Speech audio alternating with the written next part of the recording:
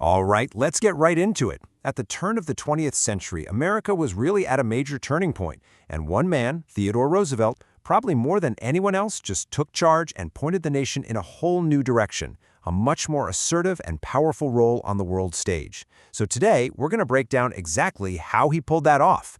So, our story really kicks off right here, in the wake of the Spanish-American War. The war was quick, it was a decisive victory, and it just lit this new fire of national ambition. And the face of that ambition? Well, it was a politician who became a soldier, an instant national hero for his famous charge up San Juan Hill, none other than Teddy Roosevelt. But, to really get a handle on America's pivot from, say, minding its own business to becoming an empire, we have to understand the man who is really leading the charge. So, how did this guy get into a position to change everything? His rise to power was like a rocket ship. But the really crucial job, the one that basically hardwired his entire worldview, was that first one you see there, Assistant Secretary of the Navy. It was from that desk that he started laying all the groundwork for projecting American power across the oceans. See, for Roosevelt, the formula was actually pretty simple. If America wanted to be a great global power, it needed one thing above all else, a great globally capable Navy. And we're not just talking about more ships here. This was a fundamental change in military thinking. Now, Teddy didn't just cook these ideas up on his own. He was hugely influenced by military thinkers like Alfred Thayer Mahan. Mahan's book, it was essentially the Bible for a new generation of American leaders who were convinced that controlling the seas was the absolute key to being a great nation. Okay, so this slide really shows you the difference. America's old brown water Navy was defensive. It was basically designed to guard the coastline. But Roosevelt, he championed a blue water Navy, a powerful fleet of huge battleships designed not just to defend, but to sail out, find rival fleets, and win the fight far, far from home. And he didn't just talk about it. He made it happen. Fast. This number, 11, that's the number of brand new, state-of-the-art battleships that were built in just a 3-year window, from 1904 to 1907.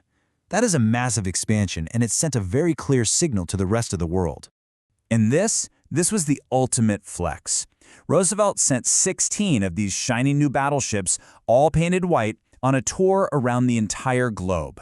The Great White Fleet wasn't just a friendly visit. It was the ultimate PR move, a powerful floating message that America's Navy was now a global force to be reckoned with.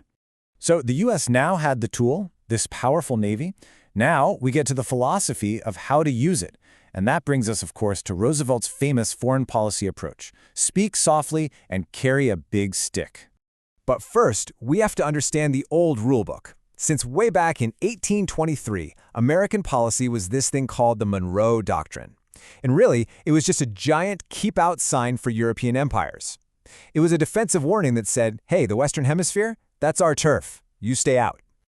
And this is where Roosevelt completely flips the script. His Roosevelt corollary didn't just back up the old doctrine, it radically expanded it. He argued that if countries in Latin America were unstable, well, the U.S. had the right, no, the duty, to step in first to prevent any European countries from getting ideas. So the message went from, Europe, stay out, to, and because you have to stay out, we have the right to go in. And just listen to his own words here. He frames this intervention not as a choice, but as a duty for a civilized nation. That kind of language is incredibly powerful, and believe me, it was used to justify American actions for a long, long time. Okay, so you've got the big stick, the Navy, and you've got the justification, the Roosevelt corollary. So how did the U.S. actually enforce its will? Well, it pretty much came down to two main strategies. One using military force, and the other using money. And right here you can see the two different levers of power. Gunboat diplomacy was the obvious one. That's the big stick in plain sight. You send in the Marines, you take control.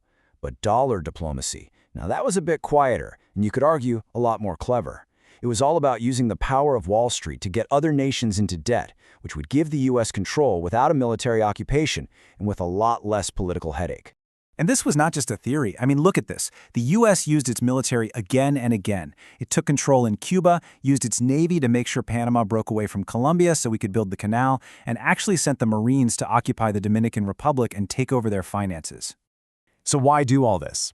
Well, the strategic thinking was that a lot of these Latin American countries owed a ton of money to European banks. Roosevelt was genuinely afraid that European powers would use debt collection as an excuse to send their militaries and set up colonies in America's backyard.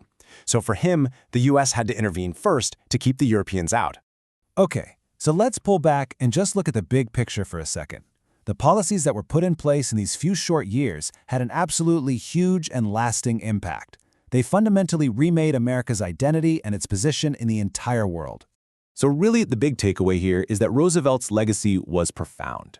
He's the one who really transformed the U.S. from a mostly isolationist country into a power that was unapologetically interventionist. He cemented American dominance in this hemisphere and made the Navy the key tool of foreign policy, all under this new idea that it was America's duty to maintain order and civilization. And we'll end on this thought. Roosevelt and others of his era, they really framed these actions as a manly duty to uplift other peoples and spread civilization. It's a view that shaped a whole century of American foreign policy, and it really leaves us with a question to chew on. What are the deep and lasting consequences of seeing the world through that lens?